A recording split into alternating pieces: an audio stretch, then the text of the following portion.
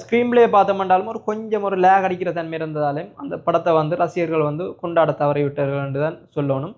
அதே டைம் பார்த்திபனுக்கு வந்து best supporting actor என்ற ஒரு விருது வந்து கிடைச்சிருக்குது. இந்த விருது கிடைச்சிருந்தாலும் அதையும் தாண்டி நாங்கள் பல கோணத்தில் இந்த திரைப்படத்தை பார்க்க வேண்டியிருக்குது.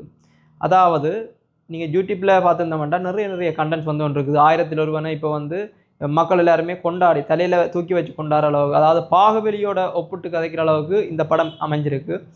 ஆனால் நாங்கள் டீகோடிங் பண்ணி பார்க்க இந்த திரைப்படம் வந்து ஈழத்தமிழர்களையும் ஈழத்தமிழர்களுடைய போராட்டங்களையும் பிரதிபலிப்பதாகவும் சோழர்களுடைய வரலாற்றையும் சோழர்களை கேவலப்படுத்தியதாகவும் தான் அதிகம் வந்து காணப்படுகின்றது.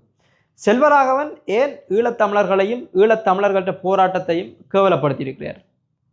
சோழர்களை ஏன் உதாசீனப்படுத்தியிருக்கிறார்? அவர் தெரிஞ்சுதான் செய்தாரா அல்லது தெரியாமல் தான் செய்தாரான்னு சொல்லி